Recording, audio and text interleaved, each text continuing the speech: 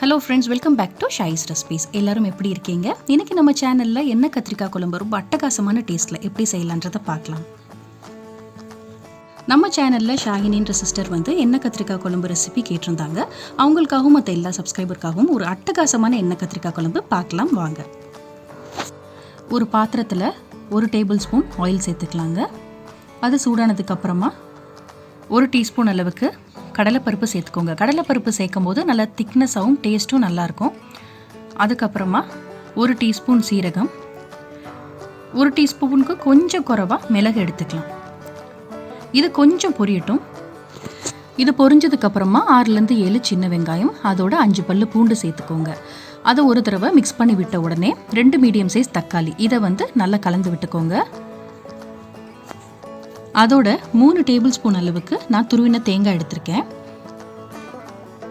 இந்த colour தேங்காவோட colour நல்லா change ஆகிற வரைக்கும் இதை நல்லா வதக்கி விட்டுடலாம். மீடியம் ஃப்ளேமில் கரெக்டாக ஒரு 2 நிமிஷம் வதக்குனிங்கன்னா கரெக்டாக இருக்கும். தேங்காய் இந்தளவுக்கு கலர் சேஞ்ச் ஆனதுக்கப்புறமா இது நல்லா ஆறுனதுக்கப்புறம் இதை மிக்ஸி ஜாரில் போட்டு பேஸ்ட்டாக அரைச்சிக்கலாம். அதே பாத்திரத்தில் நல்லெண்ணெய் ஒரு 4 டேபிள் ஸ்பூன் அளவுக்கு சேர்த்துக்கோங்க. இதுக்கு நல்லெண்ணெய் சேர்த்திங்கன்னா தான் ரொம்ப நல்லாயிருக்கும் எண்ணெய் கத்திரிக்காய் குழம்புக்கு. எண்ணெய் கொஞ்சம் சூடாகட்டும். சூடானதுக்கப்புறமா ஒரு 1/2 டீஸ்பூன் அளவுக்கு வெந்தயம் சேர்த்துக்கோங்க. வெந்தயம் சேர்த்திங்கன்னா நல்ல வாசனையாகவும் டேஸ்ட்டாகவும் இருக்கும். அதுக்கப்புறம் 1 டீஸ்பூன் அளவுக்கு கடுகு உளுந்தம்பருப்பு. கடுகு உளுந்தம்பருப்பு நல்லா பொரியணும்.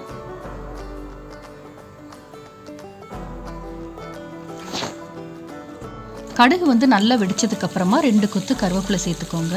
ஃப்ரெஷ்ஷாக சேர்த்திங்கன்னா நல்லா வாசனையாக இருக்கும். அதுக்கப்புறமா ஒரு 6லேருந்து 7 சின்ன வெங்காயம், அதை 1-2 கட் பண்ணிவிட்டு சேர்த்துக்கோங்க.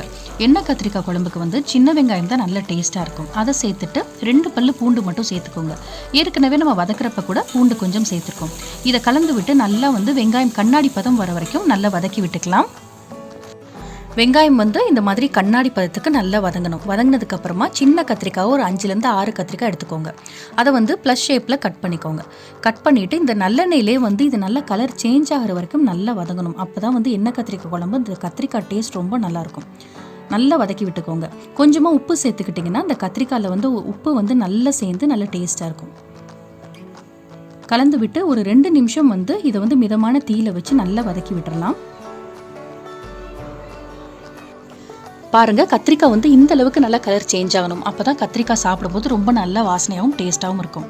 அதுக்கப்புறமா இந்த எண்ணெயிலே மசாலா சேர்த்துடலாம். உங்கள் காரத்துக்கு ஏற்ற மாதிரி மிளகாய் தூள் சேர்த்துக்கோங்க. அதுக்கப்புறமா மல்லித்தூள் 3 டேபிள் ஸ்பூன் சேர்த்துக்கோங்க.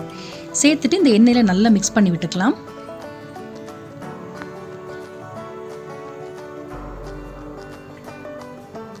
அந்த மசாலா சேர்த்ததுக்கப்புறமா நம்ம அரைச்சி வச்ச பேஸ்ட் அதை இதோட சேர்த்துக்கலாம். நல்லா ஃபைன் பேஸ்ட்டாக அரைச்சிக்கோங்க.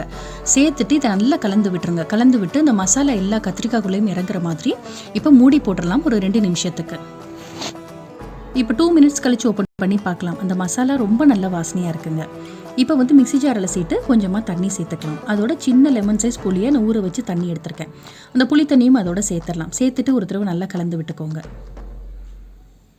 அதோட கொஞ்சமாக மஞ்சள் தூள் சேர்த்துக்கோங்க. சேர்த்துட்டு 1 டேபிள் ஸ்பூன் அளவுக்கு நல்லெண்ணெய் சேர்த்துக்கலாம். நல்லெண்ணெயை சேர்த்துட்டு தான் இதுக்கு மூடணும். எண்ணெய் கத்திரிக்காய் குழம்புக்கு கொஞ்சமாக கடைசியாக நல்லெண்ணெய் சேர்க்கும் போது அந்த குழம்பு இன்னும் நல்லா வாசனையாக இருக்கும். கொஞ்சமாக நல்லெண்ணெய் சேர்த்துட்டு இப்போ ஒரு 7 நிமிஷத்துக்கு மூடி போட்டுடலாம். மீடியம் ஃப்ளேமில் வச்சு ஒரு 7 நிமிஷம் இது குக் ஆகட்டும்.